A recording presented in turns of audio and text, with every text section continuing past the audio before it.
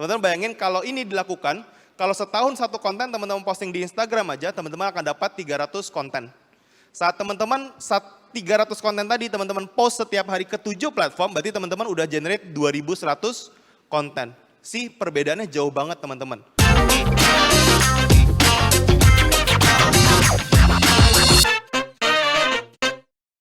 Teman-teman, kita bicara tentang hal yang harus kita perhatikan bermain media sosial adalah kita harus paham ada yang disebut dengan the noise.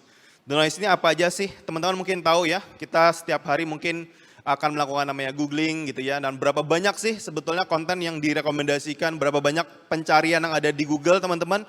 Ada sekitar 935.000 pencarian teman-teman dalam 10 detik waktu kemarin saya melakukan research ini. Bisa kebayang ya, 935.000. Bahkan kalau kita bicara tentang di Facebook aja, setiap hari teman-teman, itu ada 300 juta postingan hanya di Facebook saja. Di aspek yang lain, di Instagram bahkan, kita bisa lihat ada 95 juta postingan, baik itu foto maupun video setiap hari. Di Twitter juga ada, buat teman-teman yang pakai Twitter, ada 500 juta sehari teman-teman. Kebayang nggak kalau misalnya kita posting satu di antara semua platform itu, ya kira-kira gimana caranya kita bisa dapetin jangkauan yang luas, satu tentunya. Gimana caranya kita bisa berdampak juga gitu ya. Berdampak itu bisa jadi berdampak buat bisnis kita, berdampak buat orang lain juga. Tentunya banyak aspek kan, gimana caranya kita memulai. Sebetulnya ada 3 step utama. Pertama adalah pembuatan kontennya, terutama dalam media sosial. Karena media sosial, hal yang paling fundamental banget adalah yang membuat konten, suka tidak suka gitu ya. Nah, membuat konten dalam kita membangun sebuah yang namanya influence atau pengaruh tentunya ada banyak aspek ya. Salah satunya kalau saya biasanya akan saranin buat teman-teman terutama yang baru sekali atau teman-teman yang bangun bisnis atau bangun personal brand mungkin ada 2 yang teman-teman bisa pakai. Pertama adalah teman-teman bisa share apa yang teman-teman sukain. Kenapa? Karena buat saya ini sesuatu yang saya sebut sebagai namanya endurance, daya tahan. Problem yang sering sekali saya temukan dalam perjalanan saya yang ngajarin orang, sharing dengan banyak pebisnis dan banyak content creator tentunya, yang saya perhatikan adalah dalam perjalanannya banyak sekali yang berhenti teman-teman. Dan itu titik yang paling buat saya pribadi lihat bahwa 95% orang yang gagal gitu ya, membangun bisnisnya besar di media sosial, membangun personal brandingnya di media sosial juga kayaknya nggak jadi-jadi atau lama banget, ya masalah adalah mereka nggak tahan dengan hasilnya. Kemudian yang kedua adalah bicara tentang memberikan sesuatu yang bervalue, yang bernilai buat orang. Kenapa bernilai itu penting? Karena teman-teman ingat, dari noise tadi ada sekian ratus juta konten di media sosial, kebayang nggak? Kalau misalnya kita tidak bermanfaat buat orang, tentukan gimana yang teman-teman mau buat gitu ya. Karena dalam proses pembuatan konten teman-teman harus punya message yang jelas, yang tadi di awal. Apa yang mau teman-teman sampaikan, apa yang teman-teman suka, apa yang teman-teman pengen jelaskan kepada orang, itu harus tersampaikan dengan baik. Desain buat saya ya depends ya, tergantung. Ada yang bilang bagus, ada yang bilang enggak, itu sesuatu yang subjektif teman-teman. Kalau kita bicara tentang distribusinya, yang saya lakukan sebetulnya simple sekali teman-teman. Dan saya yakin teman-teman juga bisa melakukannya selama mau. Kenapa saya bilang saya mau? Karena apa yang saya lakukan, itu saya yakin teman-teman bisa lakukan juga. Kenapa? Karena gini teman-teman, saya biasanya akan mulai dari tulisan, misalnya di blog. Gitu ya. Saya mulai biasanya akan dari tulisan. Dari tulisan saya belajar gitu ya, saya dokumentasikan. Saat saya dokumentasikan, kemudian saya posting misalnya dalam bentuk video. Ya, saya buat dalam video, kemudian diposting juga di Facebook, karena itu satu package. Ya, video teman-teman posting langsung. Gitu ya. Kemudian teman-teman bisa mengambil beberapa quotes yang kemudian teman-teman posting juga di Twitter teman-teman, semua media sosial. Oke, dalam satu line. Nah, selain dari itu teman-teman bisa kembangkan lagi dari konten video teman-teman, mungkin teman-teman bisa buat dalam bentuk konten Instagram.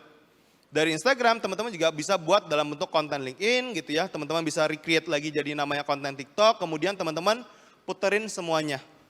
Artinya teman-teman, perhatikan bahwa setiap perjalanan ini itu sumbernya cuma satu konten. Jadi satu konten teman-teman akan buat beberapa jenis konten yang kemudian teman-teman akan distribusikan di semua tempat. Kenapa? Karena tidak ada aturan teman-teman bahwa mana sih yang paling vital buat kita di sekarang. Mengingat yang namanya noise gitu gedenya teman-teman. Artinya kita nggak tahu di mana teman-teman akan bisa dapat Tetapi hal yang kita bisa tahu adalah saat teman-teman posting sesuatu yang bisa bermanfaat buat teman-teman atau yang teman-teman suka, bisa jadi akan relate dengan audiens tertentu dimanapun dia berada. Karena teman-teman, di semua platform ini, selama teman-teman posting buat audiens Indonesia, semua yang buka atau pakai platform ini, yaitu orang Indonesia teman-teman. Jadi dimanapun teman-teman pakai, teman-teman posting gitu ya, selama itu untuk orang Indonesia, ya pasti orang akan suka kok.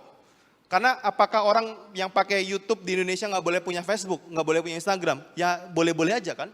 Artinya teman-teman sadar ya, ini permainan tentang gimana caranya kita mendistribusikan ya hal ini. Oke, artinya teman-teman bisa bayangin bahwa masing-masing teman-teman, satu konten yang teman-teman miliki saat diposting dengan banyak strategi gitu ya, teman-teman, ya saya nggak bilang ini strategi sebetulnya. Kenapa saya bilang nggak strategi? Ya ini sesuatu yang basic knowledge banget, cuman nggak banyak orang lakuin. Yang mungkin yang jadi nggak basic knowledge adalah optimize di masing-masing platform yang harus teman-teman mungkin secara spesifik ketahuin. Gitu ya, ada cara baca data di setiap masing-masing part gitu ya, entah itu di YouTube, entah itu di Facebook, entah itu di Instagram, entah itu di LinkedIn, semuanya punya basis ya analytics yang boleh dibilang ada gitu ya, dan teman-teman perlu leverage untuk melihat responnya seperti apa gitu ya. Tapi in the process teman-teman bisa melakukan ya setiap metode ini dengan cara sesimpel ini. Barbar nggak sih? Barbar banget sebetulnya. Ya tapi works teman-teman. Teman-teman bayangin kalau ini dilakukan, kalau setahun satu konten teman-teman posting di Instagram aja, teman-teman akan dapat 300 konten. Saat teman-teman 300 konten tadi teman-teman post setiap hari ke 7 platform, berarti teman-teman udah generate 2100 konten. Sih perbedaannya jauh banget teman-teman. Hanya karena teman-teman pakai multiplier ini aja. Jadi 300 dengan 2100 konten, saya yakin probabilitas kita berhasil jauh lebih besar di 2100 saat kita bicara tentang menjangkau orang lebih sering, membuat orang lebih sering ketemu dengan kita di mana aja. Jujur ya teman-teman, jadi saya juga masih belajar tentunya. Tetapi 3 ini yang menurut saya penting sekali dalam proses teman-teman membangun influence di media sosial. Apa aja itu? Yang pertama teman-teman, konsisten estetik. Estetik adalah bicara tentang saat orang ketemu dengan teman-teman, lihat postingan teman-teman, baik itu di Facebook, baik itu di Instagram, baik itu di LinkedIn, dalam gini teman-teman. Teman-teman bisa tahu bahwa dia tahu bahwa ini postingan si Niko misalnya. Jadi itu disebut dengan estetik ya. Jadi estetik itu bisa jadi brand asetnya teman-teman, logo gitu ya, warna, kemudian termasuk di dalamnya adalah font, jenis font teman-teman. Selain dari estetik teman-teman ada juga namanya consistent voice. Consistent voice juga penting sekali karena ini saya buktikan secara sengaja dan tidak sengaja dalam proses saya bangun media sosial. Gimana cara saya waktu itu ngetes teman-teman. Jadi consistent voice bicara tentang bagaimana saya ngomong, bagaimana si brand itu berbicara, apakah menggunakan bahasa misalnya Anda atau kamu atau bro, sis ya, bun dan segala macam yang lain gitu ya. Ada yang bahkan pakai lo gue ya. Jadi ada banyak mau pakai gaya bahasa mana, sesuaikan dengan market teman-teman. Anak muda boleh gitu ya, beberapa teman saya marketnya benar-benar yang millennials ke bawah gitu ya. Dan gaya bahasanya benar-benar yang sudah anak muda banget ya. Apakah salah? Ya tentu enggak, karena memang marketnya di sana. Dan yang terakhir bicara tentang yang namanya consistent posting. Ya ini sesuatu yang saya yakin boring banget buat teman-teman. Kenapa saya bilang boring banget ya? Dari dulu sampai sekarang ngomongnya ini teman-teman ya. Yang namanya consistent posting itu suka tidak suka ya jadi satu hal yang tidak bisa teman-teman pungkiri ya. Bermain dengan jumlah itu bicara tentang konsisten teman-teman. Gitu ya. Jadi teman-teman bisa sadar bahwa saat kita membuat konsistensi seperti ini, teman-teman akan sadar bahwa teman-teman bisa memiliki daya pengaruh yang jauh lebih tinggi, teman-teman bisa mengajak orang jauh lebih aktif dalam prosesnya, teman-teman bisa mengoptimalkan semua aspek itu. Ya walaupun sekali lagi ya teman-teman, nggak cuma berlaku buat personal, teman-teman juga melakukan ini dalam brand. Karena saya juga melakukan ini dalam brand yang sedang saya bangun sekarang tepatnya. Jadi teman-teman bisa lakukan semua metode ini baik untuk personal brand maupun brand. Jadi teman-teman harus paham itu ya. Metodenya persis sama teman-teman karena toh medianya sama, semua channelnya sama dan kurang lebih teman-teman itu yang bisa saya sharingkan buat teman-teman pada sesi kali ini gitu ya. Harapan saya teman-teman bisa dapetin 1-2 hal insight baru dan tentunya teman-teman bisa mendapatkan hal yang praktikal minimal teman-teman lihat bagian mana yang teman-teman bisa buat. Misalnya mau benerin bagian estetik dulu, benerin tentuin voice-nya dulu atau teman-teman mau buat workflow teman-teman, posting di mana, yaitu yang teman-teman perlu lakukan.